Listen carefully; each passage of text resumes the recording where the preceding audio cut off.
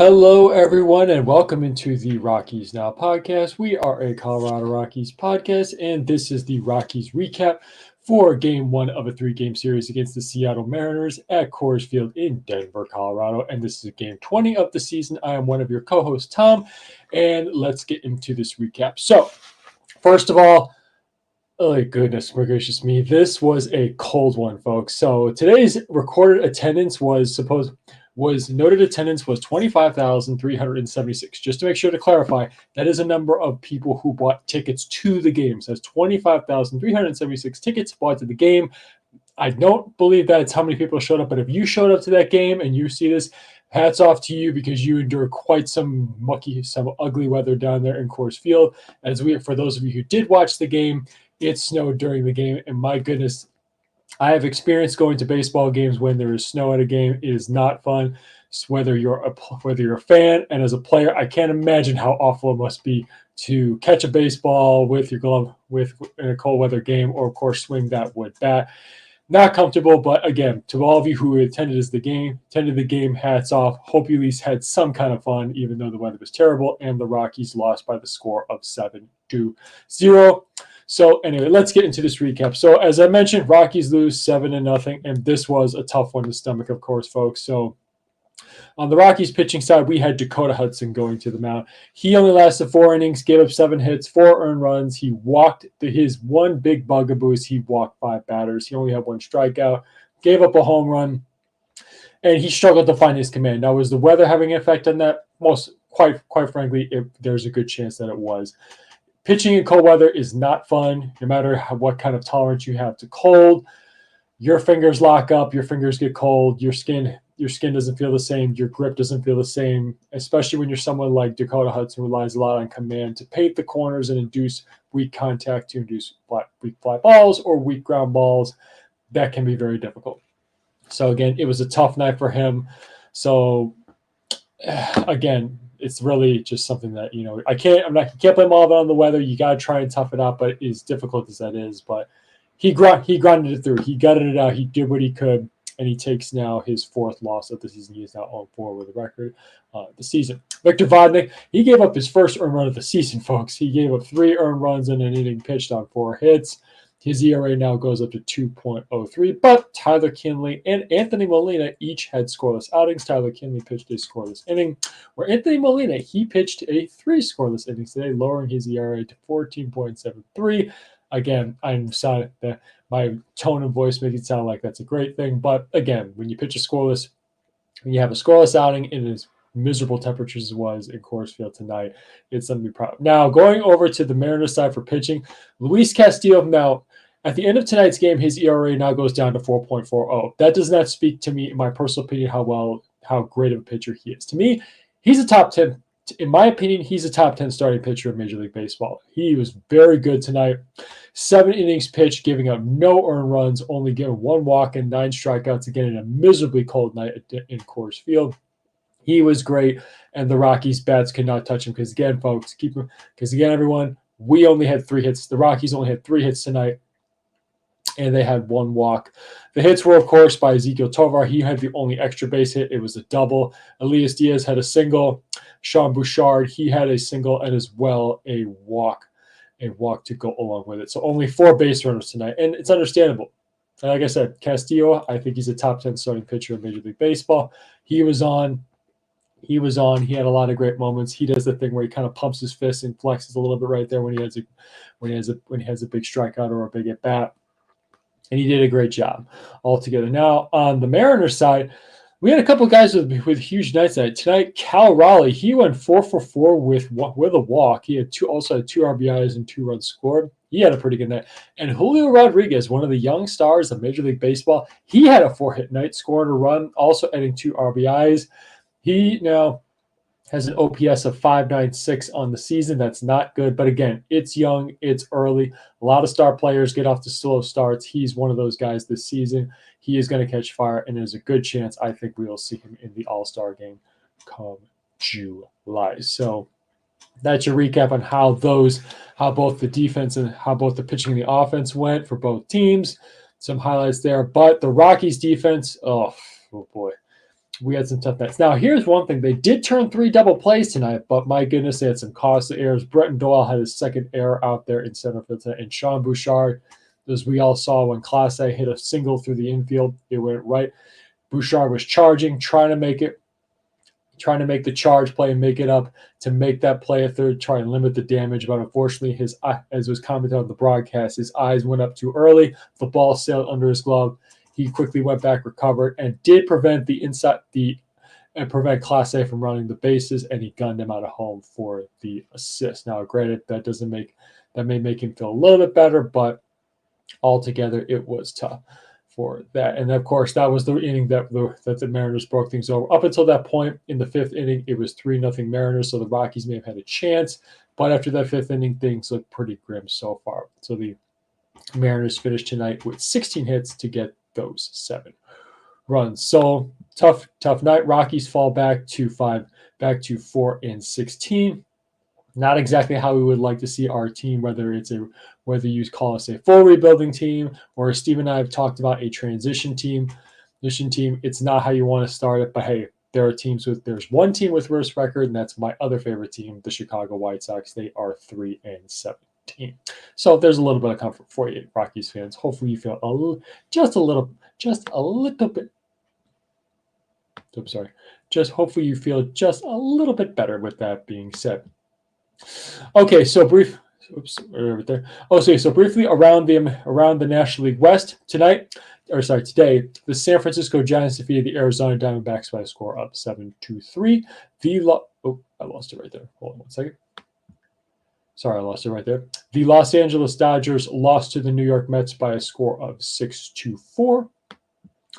And one more. Hold on just 1 second. And, of course, the San Diego Padres lost to the Toronto Blue Jays by a score of 5-2. Now, here's some interesting things around Major League Baseball right now. First, on win streaks. We got a couple of big win streaks going right now. For example, the team we just lost, the Rockies lost to tonight, the Seattle Mariners. They are on a 4-game winning streak. And here's something very crazy. Over in the National League East, we have 3 teams. That's right, 3 teams with a winning streak of more than 5 games. Currently, the Philadelphia Phillies are on a 5-game winning streak, and both the New York Mets and the Atlanta Braves are on a 6-game winning streak. So I wonder who's going to end that winning streak first. We'll see how that one goes. That's pretty interesting, to be honest with you. Okay, some fun little things around Major League Baseball.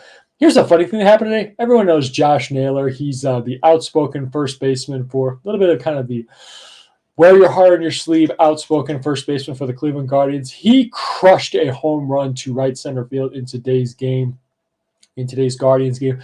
And then as he kind of strutted his way out of the batter's box to trot around the bases, he took the bat, kind of dinged himself up there on the helmet right there, and then spiked the bat down and then kind of gave his team the kind of pump up, let's go kind of thing as he rounded the bases. Kind of it's on you. It's on MLB.com if you want to go take a look at it. Kind of an amusing and also almost an unfortunate moment. You better be careful. You might knock yourself out with that bat there. Kind of it's in it. Obviously, I'm okay with guys strutting their stuff, but you want to be careful there. Don't want to knock yourself out with a wood bat right there. Excuse me, sorry about that. Okay, another big thing going on around Major League, as I mentioned, the win streaks there. But going over to the Phillies game, they played again my other favorite team, the Chicago White Sox tonight. And Phillies ace Zach Wheeler took a no-hitter into the 8th inning. It was broken up by White Sox catcher Corey Lee. And Wheeler now finally earns his first win of the season. So, and of course, as you mentioned, now when it comes to the Rockies here, as we mentioned today, this was a makeup game. This game was a makeup game from yesterday. Of course, inclement weather postponed yesterday's game to be made up tomorrow.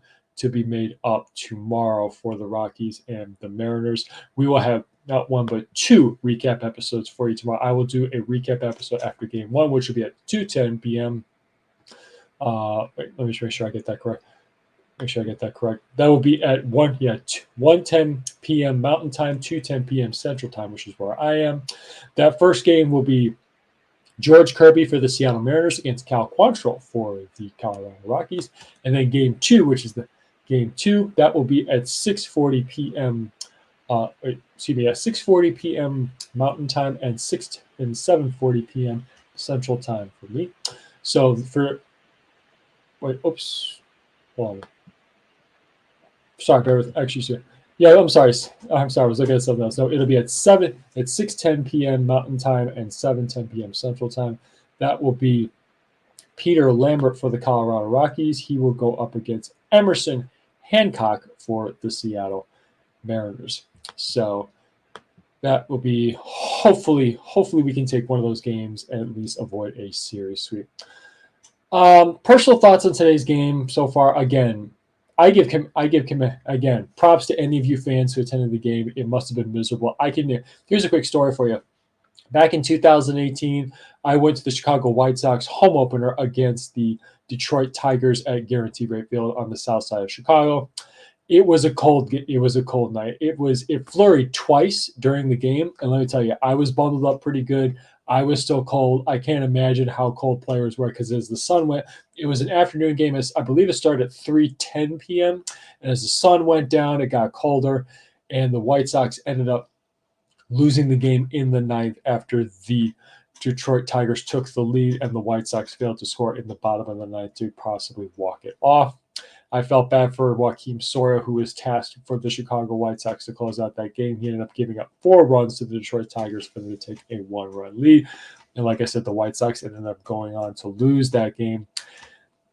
Playing in cold weather as a baseball player, it ain't fun. Anybody who lives out there in Denver or around Colorado knows how tough even the early parts of a baseball season here in April or even May, for that matter, can be very difficult when it comes to the weather.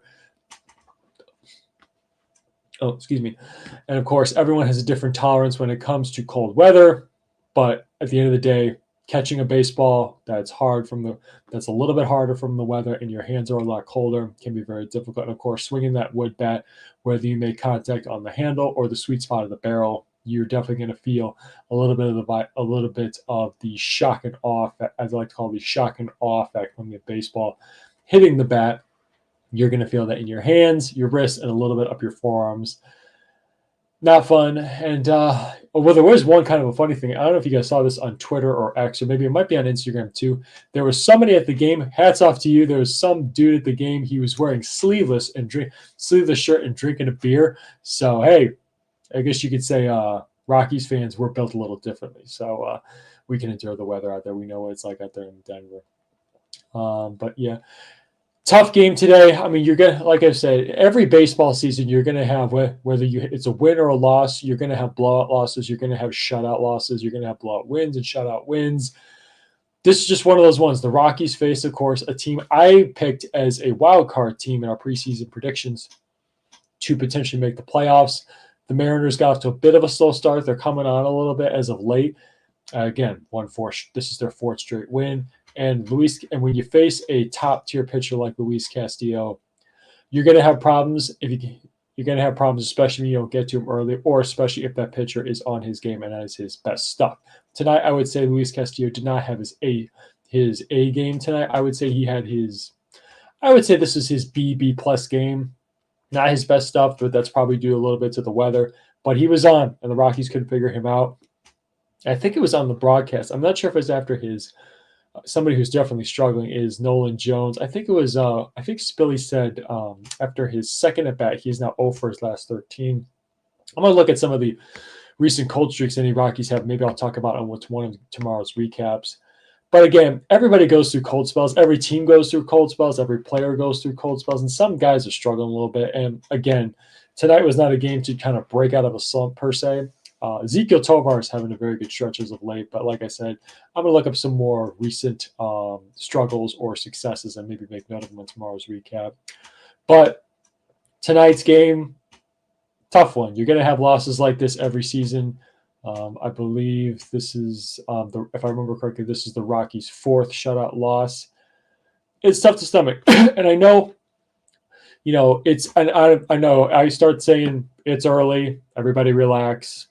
This is not going to be the whole season. I can say that all I want. I know it's probably a lot of you listening to my voice or hearing my words are probably going to take this guy's crazy. We are screwed. This is going to be a horrible season. This is going to be a tough season, regardless. Steven and I commented that on a lot of our preseason prediction podcast episodes.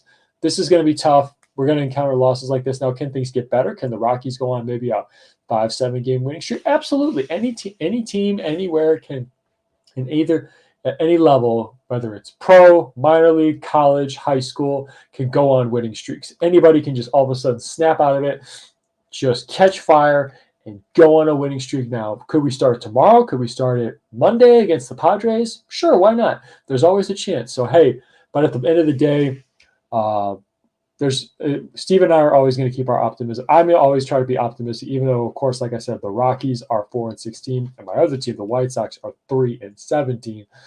I'm definitely kind of taking a little bit, getting punched. It's like as a fan, I'm getting punched and knocked down, and I'm trying to continue to get back up and get knocked down again. But hey, that's baseball. It's a cruel game. It's a game. Who is it? Steve Stone has commented it can be a game of failure, but you learn a lot from failure. So we'll see. Again, tough loss for the Rockies tonight, a 7-0 shutout loss. But again, tomorrow's doubleheader will take place. I will be here for 2 episodes, one after game 1, and then another one after game 2. So anyway, that will conclude this Rockies recap. Please be sure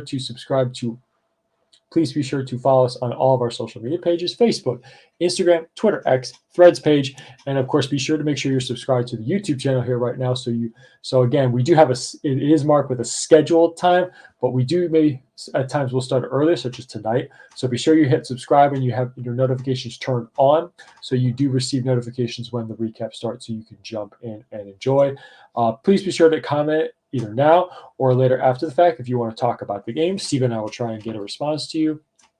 Or if you want to just talk about baseball in general, feel free to follow Steven and I. My Twitter X handle is right down there below my name in the bottom in the lower right-hand corner of the page. So if you want to follow me on Twitter X, if you want to at me, send me a direct message. We can talk baseball, talk Rockies baseball, or even White Sox baseball. Whatever you want to talk about, feel free to reach out. So be sure to subscribe to our YouTube page. And like I said, I will talk to you guys tomorrow for 2 Rockies recap episodes. Have a great rest of your evening, everybody. And as always, go Rockies.